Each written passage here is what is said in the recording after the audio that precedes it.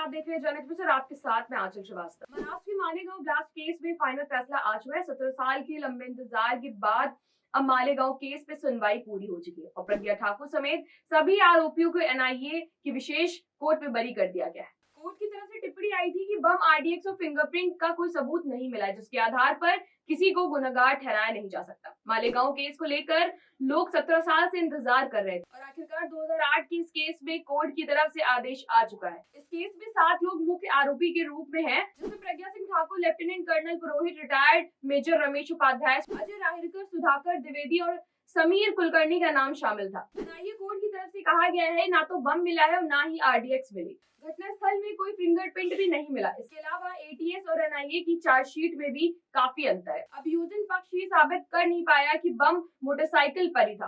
Colonel पुरोहित ने ही बम supply किया था, इसको लेकर भी कोई सबूत नहीं मिला है। बम को किसने लगाया, इस पर भी अभियोजन पक्ष सबूत नहीं दे पाया। घटनास्थल से एक्सपर्ट ने वो सबूत इकट्ठा नहीं किए जो जरूरी थे। जिस बाइक पर बम रखा था उसका चेचिस नंबर कभी रिकवर नहीं हुआ। मालेगांव में धमाके से पहले आरोपियों ने कई बैठक की थी, इसको लेकर कोई पुख्ता प्रमाण नहीं है।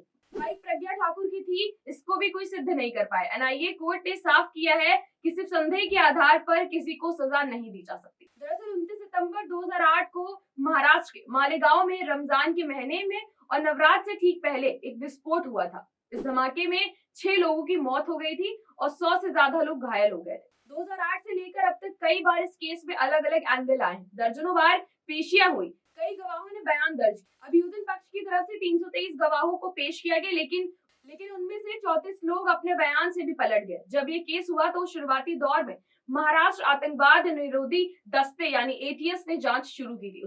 2011 के बाद से लगातार एनआईए कोर्ट की तरफ से इस केस पे सुनवाई चल रही थी और 19 अप्रैल 2025 को कोर्ट ने अपना फैसला सुनिश्चित कर लिया। केस में 7 लोग मुख्य रूप से शामिल थे, जिसमें प्रज्ञा सिंह ठाकुर, कर्नल पुरोहित, रिटायर्ड मेजर रमेश उपाध्याय प्रमुख थे, जिस पर केस चल रहा था। हालांकि ये सभी आरोपी पहले से ही जमानत पर है, लेकिन अब एनआईए कोर्ट की तरफ से 31 जुलाई को आए फैसले में सभी को बरी कर दिया गया है। तो ऐसी देश और दुनिया की बड़ी खबरों पर नजर रखने के लिए आप जुड़े रहिए जन एक्सप्रेस के साथ। नमस्कार।